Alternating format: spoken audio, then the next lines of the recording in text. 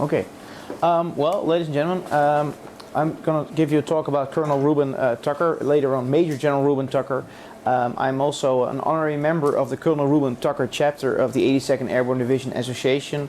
And I want to give you a quick glance through the life of Reuben Tucker in just before World War II, just his early years, then through his time in West Point, then in World War II, and finally, of course, his post-war career, including the time in the Citadel. Reuben Tucker is very special for several reasons. First of all, he was the first airborne pioneer, among the first airborne pioneers in World War II. He eventually commanded a regiment in World War II, and he was also one of the officers to go through most of the campaigns. He led his regiment through Sicily, through Salerno, through Anzio, through the Holland campaign, Belgian campaign, finally in Germany in '45. He was even in Berlin in the beginning actually of the kind of Cold War period in the summer of '45, and he came home as regimental commander in 1946. Led his troops down the Fifth Avenue in New York City in February '46, and then finally he left the regiment in May 1946. Quite a very distinguished career. Also, when you look at the decorations that he had, these are most of the medals that I was able to find. I have to add, these are not all the medals. There's one Russian medal on one of his uniform pictures in 1945. I'm not sure which kind of order it is, but it's also quite high medal comparable to the Distinguished Service Cross. If we look at the medals of Colonel Tucker, we see that he received twice the Distinguished Service Cross. He was awarded also the Distinguished Service Order, which is the British medal that's comparable to the DSC. He received the Silver Star, Legion of Merit. It's quite an amazing amount of decorations. Now, he came from the northeast of the United States. He was born in Connecticut in January 29, 1911. And he was one out of 6 children. He grew up in Ansonia. He also graduated from Ansonia High School there. And his father worked at the American Brass Company in a plant. And as you can see behind me, also put some of the stuff down because it's quite a lot of story I want to give you in a short time. His brother was really essential for him in the early years on, because after high school he wanted to go to the Millard Preparation School in order to go to West Point, but the family did not have a lot of money, and Lyman, his oldest brother, was able to financially help him out a little bit. So eventually he could go to West Point. This is the house as it looks now, a little bit, kind of desolated, a little bit in needs of repair, especially if you look at this picture. I mean, side of the roofs are kind of coming down. It's a really sad state of the house, but this is where he lived and he grew up in. And what we see here is a picture of the family in the same garden, but then in 1945. And Reuben is standing third on the right on the screen with his brothers and with his father and mother. He went to West Point eventually, but he had a problem because he was not good in mathematics. That's something I kind of, can a little bit understand, because I was not good in mathematics either. It was very sad because he flunked out of West Point. It was really hard, first of all, to get in because he passed for a test at the Millard Prep School, but then suddenly they said, oh, there's no place for you in West Point. His mother then arranged through a representative from Illinois to get into West Point, but because he was bad in mathematics, he flunked out. But again, Lyman, his oldest brother, stepped in, and Lyman said, no problem, we will give you private tutoring, I will pay it, and we'll get you through that mathematics problem, and you can go back in. And he passed for that private tutoring. He went back into West Point, the class of 1935, and he graduated 186th out of a class of 277. This was in June 1935. This is the announcement in the newspaper that he was already engaged the year before with Helen McAllister, and the day after he graduated, he married her in the Catholic Chapel of West Point. Then his career started like most, I think, graduates started in those days. First he went to Texas to serve with the 9th Infantry. Then he was sent overseas to serve in Panama in the 33rd Infantry. Later on he was sent back to Fort Benning to serve with the 94th Anti-Tank Battalion. And that's when kind of, and this was before Pearl Harbor, when he learned about the parachutes troops being formed, and he was like, well, I've got to be part of that. So he went to parachute school, he graduated, was assigned as a company commander to B Company 502nd Parachute Battalion. Later on he went to the newly formed 504th Parachute Battalion. He was there made S3, and so he quickly made his way through the ranks. And then came Pearl Harbor, and then he was sent to a staff course, and then eventually he was part of the newly activated 504 Parachute Infantry Regiment, the very regiment that he would command through all campaigns, like I earlier said, in World War II. This is the birthday picture, you can say, of the 1st Battalion 504, and Reuben Tucker here is standing on the far left.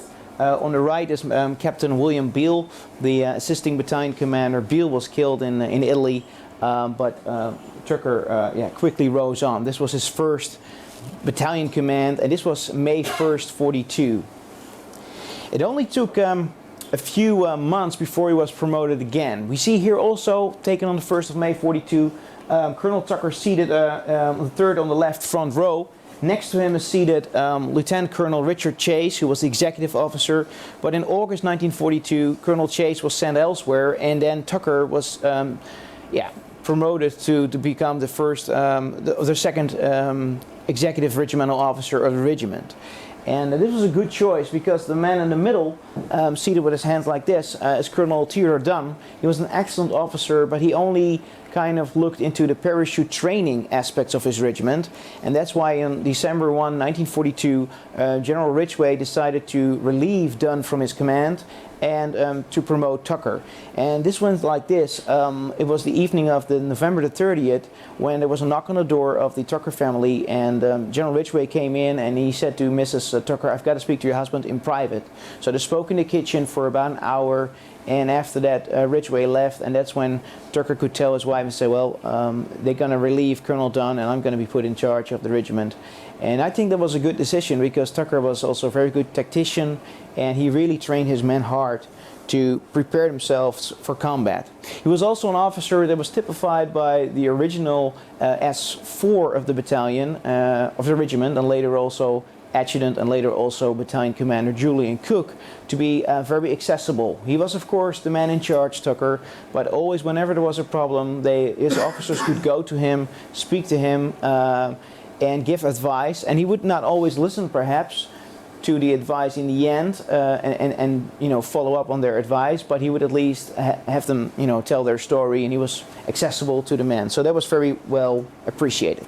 In April 1943, North Africa campaign was still going on. The 504 was sent overseas on the USS George Washington, landed in Casablanca on May 10, 1943, just after the Germans had surrendered in Tunisia. And then they were being prepared for the battle for Sicily. This is the picture of the regiment arriving in Casablanca, walking through the streets. And as you can see, they've got leggings on, not the usual parachute boots, but they look like normal infantry. And also they have no badges on, which was done purposely because they wanted to make the, you know, kind of detour the Germans in the way of that they were paratroopers. Then in June 1943 they were moved from Morocco to Algeria, and this is in Oujda, where Colonel Tucker is photographed and receiving his colonel, full colonel stars. On the left we see later Major General James Gavin, who later commanded the division. On the right we see Colonel Harry Lewis of the 325th Glider Infantry. And this is the picture of, on the right side we see with his sunglasses on, Colonel Tucker. On the left we see General Ridgway congratulating him on his promotion. He was very young at that time, because you have to imagine, born January 1911. This is 1943, so he was 32 years old when he was promoted to a full colonel, which is pretty young, but not uncommon in the war years. This is the picture of the troops emplaning for the Sicily jump. The man on the right is not Colonel Tucker, but he also has, of course, sunglasses on. But we do see him here on the left and on the right. On the left we see him with later on Major General and later even General Maxwell Taylor, who was the highest general in the U.S. Army during the Cuban crisis of 1962. And on the right we see him along with his M1 carbine, ready to step in on the plane and jump. The jump proved to be disastrous in a certain way because the first wave, when they went in, everybody knew they were coming, but then on the second day, the second night, the Navy had not been notified of the operation, and there was a friendly fire incident in which 23 planes were shot down. It was a very costly affair. General Ridgway was ordered to investigate it, and he concluded that it was unknown and impossible kind of to ascertain who had fired first and everything, because it's a wartime situation. He went then to Italy. Italy was, of course, the first landing in Salerno, September 1943. They moved into Naples in October 43. They got a rest period, then were sent back into the mountains again. They fought there until up to San Pietro, December 43. Then they went back into reserve in January in Naples, and at the end of January they moved into Anzio. This is the picture of the Salerno beachhead. Here we see Colonel Tucker, second from the left, when he had received his first Distinguished Service Cross for the battle at Alta Villa near Salerno. On his ultimate left, is General Mark Clark. And this is kind of, you could say, the beginning of their close friendship. Later on they worked together at the Citadel, and from this moment on, according to Scott Tucker, General Clark really appreciated his father and called him also the best regimental commander he ever knew. And this is also here remarked by Clark. The actions really saved the beachhead at Salerno, and without the actions of Colonel Tucker, the 5th Army beachhead would have been overrun. So it was a really close bonding. Anzio, January 22nd, 1944, was the day they landed at the beaches. They were in reserve. Their ships were bombed, and you see here a bomb ship of G Company, which was commanded by Richard I. Manning from Sumter, South Carolina. And according to his son, he was also later attached to the Citadel. I'm not sure if that's true, but at least something I heard. Then after Italy, they were sent back to England. This was April 44. They arrived there in early May, and they stayed there till September. You see him here on the left, General Gavin again. On the right again, Colonel Tucker. He was not promoted, and I think this is a missed opportunity in a certain way, because Tucker was such an outstanding officer and really capable of higher command. On the other hand, he was also an excellent combat leader, and probably that's why they left him in. This is a parade for in August 44, the full regiment passing by, and we see here on the stand between the two soldiers saluting, there's General Eisenhower. There's also other high generals up there. He was part, his 504 of the 82nd Airborne Division. They had more regiments like the 508, like the 325th and the 505, and Tucker is on the left. Then came Market Garden. In Market Garden, they were planning, of course, and at the last moment, on September 17 in the morning, they took a picture, and Colonel Tucker is standing second from the left, looking at the directions of General Gavin, pointing out at his drop zone at Grave. This is a mural which you will later see today if you go to Margraten. It's up there. It shows you the operations, you know, how the parachute drops were planned for all the divisions. The 504 was directed to take most of the bridges of the 82nd Airborne Division in the middle section. They had to take bridges across the Maaswell Canal and also at the Maas River at Grave. And it was Tucker's idea, personal idea, to drop one company on the other side of the river at Grave in order to secure the bridge there. These are the flight routes. This is a close-up of Grave. Drop zone is to the right at Overasselt, and one company commanded on the right. You see a picture of him by Captain Van Poyck. Walter Van Poyck's company took the bridge, and this is the moment a local fisherman was at the Maas River, looked up and saw these P-38 fighter planes coming in, and you see also the Grave Bridge, and moments later he snapped this beautiful picture showing E Company 504 jumping from 9 planes, except for one, well actually 8 you see jumping them from, but the 9th one is on the right and he's flying closer to the bridge. That was by that's a plane stick carrying Lieutenant Thompson. Here we see the 2nd Battalion staff of the 504. The man standing second from the left is Lieutenant Stuart McCash, and he was amazing. He had a photo camera, and right after he jumped, he didn't even unsnap his parachute. He just took out his camera and snapped this picture on the right of the 504 troopers coming down. One of them might be Colonel Tucker, I don't know which one. Harry Rollins, whose son Harry Rollins Jr. later was a member of the Citadel and also classmate of Scott Tucker, He was one of the first to come down at that same drop zone, and he remembered that the first man he saw was Colonel Tucker, who said, "You're doing great, and get 15 men together and head for that bridge and take that Grave Bridge." Which this is the bridge they took also in a very short fight. Some more pictures of the area. You also see there again the map. You see the 508. They had to take the Nijmegen Bridge. Eventually there was a lot of resistance, so that didn't work out. This is again the other bridge. Also in the regiment of Colonel Tucker, there was one trooper who really stood out, Wagenheimer. He was cooperating with the Dutch resistance, and he was a great help to Colonel Tucker as well. The finest hour was the Waal River crossing during the war. This Waal bridge had to be taken at Nijmegen, so they took some other bridges like this one. Then they moved up closer to the bridges, and here you see a map showing the railway bridge on the left, road bridge on the right. This had to be captured, so they decided to cross the river on the left side of the bridges, starting from what you see in the background here, the power station. For that mission, he decided to use Julian Cook, earlier mentioned, now battalion commander, and he spearheaded the assault across the river. It took 48 lives, and there was a bridge built there in 2013. It was finished the construction, and every night when it gets dark, the 48 pairs of light go on, and they don't go on like this, but they go on pair, and then a couple of seconds another pair, and a couple of seconds another pair. And there's a sunset march every day by Dutch veterans to commemorate that event. This is some maps showing from my book, showing the attack across the river. Colonel Tucker also made a lot of notes during the battle. These are one of his notes that he typically made. They had to take a fortress, the Waal Bridge close up. I'll just go through a few pictures here. The British who went over but stopped and didn't go on. And here you see a close up of the railway bridge and the which was later up blown by the Germans, and the road bridge. And there was also a Medal of Honor awarded in the regiment, won a Medal of Honor during World War II in Tucker's regiment. And these are some of his medics. We go on to the Battle of the Bulge. In the Battle of the Bulge, again, a lot of fighting, a lot of battles. He wins a Silver Star. His men are up in the front lines. And in Rimouchin, January 1945, he's awarded the DSC for the Waal River crossing by General Brereton. You see him here again on the left, with next to him Colonel Major Cook. A severe battle, a lot of Siegfried Line battles. It just went on and on and on. Then in April 45, he went into the Rhine River area near Cologne. A lot of fighting, a lot of river patrols. The Germans start to surrender then in early May. You see here some of the prisoners of war of the 504.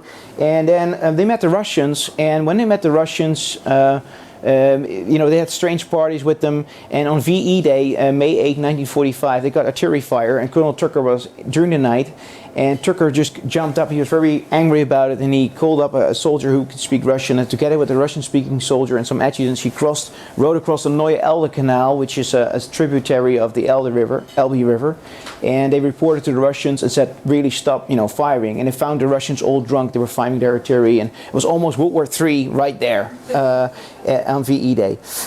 Post-war time, they go to Berlin. You see him here on the right, Tucker on the left. You see Gavin during one of their prop blast parties for the new officers. He was also a sports officer. You see him in the middle. He was sponsoring the 504 boxing team, and they were really good. On the right, you see him second from the right with his another sports group that he led. And then in September 45, you see him on the left visiting the Netherlands. And that's of course where his biggest battles were. What I do personally as a historian, I go back with, this is the son of one of the paratroopers, to the places where their fathers or their uncles fought, and I show them where the battles took place. There's also a monument near that bridge that I earlier mentioned. There was a mistake on there because this man was not mentioned on the original monument. They constructed a new monument, and I made sure that Norris Case, here is a picture of Norris Case, his mother receiving posthumously his Bronze Star Medal for action in Nijmegen Crossing. He's now added on the monument. You see his name on the left, Norris B. Case. These are all the 48 Americans that were killed at that action. This is the bridge, the crossing bridge with all those pairs of light. The opening, Colonel Breenenkamp was up there, commanding officer. previous commanding officer of the 504, and now commanding officer currently is Colonel Colin Chuley, who graduated from the Citadel in 1993. He sends his regards. He was just here in Holland earlier in the week when the Dutch Willems Order was awarded to the Dutch commandos. He was there present with his command team in The Hague, and he could not be here, but he really sends his regards. And on the right you see Colonel Tucker. So it's great to have another man connected to the Citadel with the 504. This is some picture of the parade in Berlin, some post-war photos with Tucker's tumbler, which they use for all those press parties, drink parties. And then his army post-war career. He kept in touch with some of his men from his regiment. He couldn't keep in contact with everybody, of course, but Harrison, Willems you see here, and Father Kozak, he really stayed with him in touch until the very, very end. Scott Tucker remembered also that when the Korean War went on, finally some of the generals there, General Clark and also General Ridgway, wanted him to go up in Korea and be the G3. So he was moved in there. Later on he became the assistant division commander. He's seated here on the far right with next to him, looking kind of into the camera, his son Major David Bruce Tucker, who was later killed in 1967 in Vietnam. Then he became commander of the Citadel. This picture sent in by Jeff Tucker. It's also on the leaflets that Roger made for this day, the program. Yeah, he again was there reunited with General Mark Clark. You see Mark Clark in the background. There's also a nice anecdote about it, because in 1965 he already had some heart problems. He was in the hospital, and then suddenly Bruce Tucker and his son Jeff were called back to the hospital to visit their father. And while he was very ill, he was kind of joking with Bruce, because he said, "Oh, you got to master jump wings," and Bruce said, "Yeah, I've got the same as you." And his father said, "No, you don't have all the battle stars, son." And of course he got later on some battle stars. He took several courses after the war. His career went back and forth to we went back to the army again in '56, because there was a rule that you could not be at the Citadel if you were still in the active service. When he was later in the reserves, he could be placed back as commandant of the regiment. And Scott Tucker recalled also that his father really enjoyed that time there. It was really and when Mark Clark could later on get him back in '63, he made that possible. And Tucker skipped a promotion to gave up a promotion possibility to go back to the Citadel from Major General to Lieutenant General. He skipped that. He said, "I'm going to retire. I want to go back to the Citadel." So that was what it meant for him. Very great career. His youngest son, mentioned a little bit earlier here today, became a brigadier general, and was commanding officer of Redstone Arsenal. 1970, January 6, General Tucker got a heart attack, sat down under a tree, and died. A lot of his army friends came down to see him and send him off on his funeral. And I think I want to close with this citation of General Clark. He said, "In my long army experience, I've never met a finer combat officer than Colonel Reuben Tucker." And I think that's a very good remark to end with. I've written several books on the 504. I've brought a couple of my books with me, so if you're interested, let me know. Otherwise, you can always find them. There's 2 more coming up, so eventually there will be a 5-part history of the 504 Parachute Infantry in World War II from the beginning until the end. Thank you.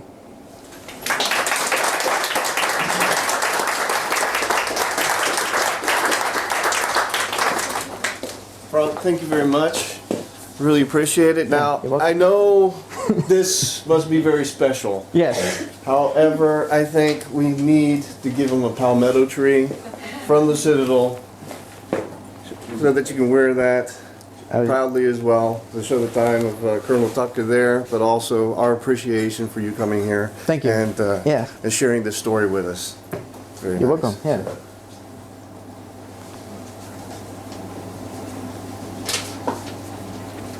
Great. Thank you very much. Thank you. Thank you.